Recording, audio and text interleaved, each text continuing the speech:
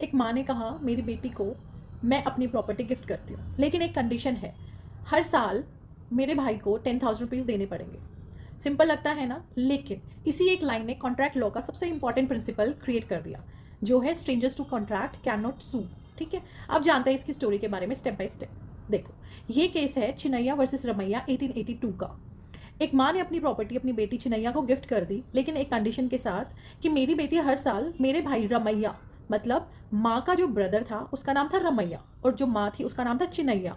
ठीक है, तो जो बेटी, माँ की जो बेटी थी उसका मामा लगा कौन? रमैया। ठीक है, ये थोड़ी क्लैरिटी रखना प्लीज। मेरी बेटी हर साल मेरे भाई रमैया को 10,000 रुपीज देगी। गिफ्ट जो डीड थी वो रिटर्न में थी, मीन्स सब लीगल फॉर्मेलिटीज पूरी थी। बेटी ने भी रिटर्न में लिखा हाँ मैं ये पैसे अपने मामा रमैया को दूंगी। अब ट्विस्ट कब आता है? जब माँ की डेथ हुई। ठीक है, माँ की डेथ के बाद भाई रमैया ने अपनी बेटी से, मतलब नीज से पैसा मांगा, पर बेटी ने कह दिया मैं आपको क्यों दूं, मेरा आपसे कोई कॉन्ट्रैक्ट नहीं हुआ, मेरा कॉन्ट्रैक्ट तो मेरी माँ के साथ था। भाई ने इस पर, भाई मतलब रमैया ने इस पर केस फाइल कर दिया और वो कोर्ट चला गया, जहां पर उसने बोला मुझे पैसा मिलना चाहिए क्योंकि ये एक प्रॉमिस रिटर्न में था। ठीक है, बट यहाँ पे जो कोर्ट की ऑब्जर्वेशन होती है वो क्या है? कोर्ट ने सबसे पहले ये देखा कि कॉन्ट्रैक्ट के essential under section 10 of Indian contract act 1872 पूरे हुए हैं या नहीं। ठीक है, अब बात करते हैं वैलिड कॉन्ट्रैक्ट के लिए जो एसेंशियल्स हैं अंडर सेक्शन 10, वो क्या क्या है? First, offer under section 2 clause ए।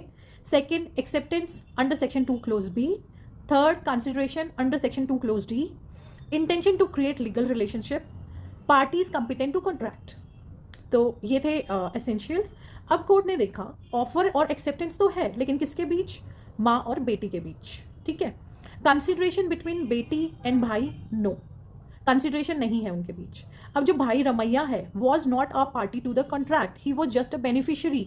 जो रमैया है वो कॉन्ट्रैक्ट में पार्टी नहीं था, वो जस्ट अ बेनिफिशियरी था।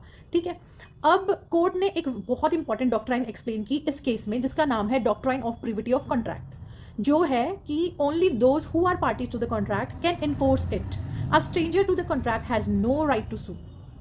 और ये रूल सेक्शन 2D के साथ कनेक्ट होता है। ठीक है, कंसिडरेशन मस्ट, अब सेक्शन 2 क्या बोलता है? Consideration must move at the desire of the promisor, और प्रोमिसर और प्रोमिसी के बीच ही होना चाहिए। ठीक है, अब जो भाई थे, भाई को कोई कंसिडरेशन नहीं मिला और उसने कोई कंसिडरेशन दिया भी नहीं। सो कोर्ट ने बोला आप रमैया एक स्ट्रेंजर टू कॉन्ट्रैक्ट हो, आप सू नहीं कर सकते।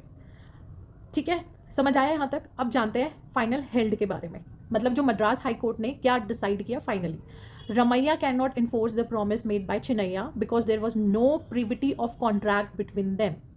माँ और बेटी के बीच जो अग्रीमेंट हुआ वो थर्ड पर्सन भाई को कोई लीगल राइट नहीं देता।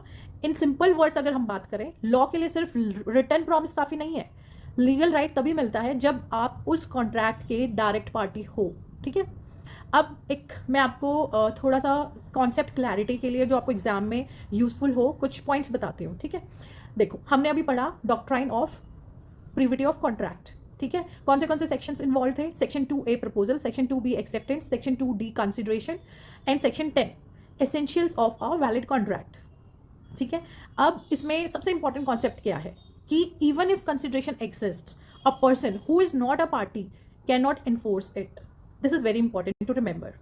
अब मैं आपको एक ट्रिक देती हूँ जिससे आपको ये केस बहुत इजीली याद रहेगा।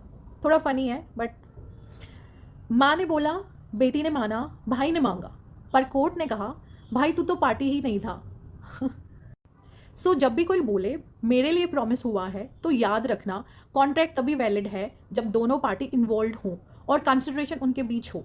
ठीक है, ये थी चिनैया वर्सेस रमैया की कहानी, एक इमोशनल फैमिली प्रॉमिस जो लीगल प्रॉमिस नहीं बन सका। Now stay tune for part 3, जिसमें हम डिस्कस करेंगे कॉन्ट्रैक्ट एक्ट का नेक्स्ट लीडिंग केस, मोहरी बीबी वर्सेस धर्मोदास घोष 1903, जो एक माइनर के ऊपर है। फॉलो करें लॉ एंड लीगल को ऐसी ही रियल स्टोरीज के लिए। Thank you.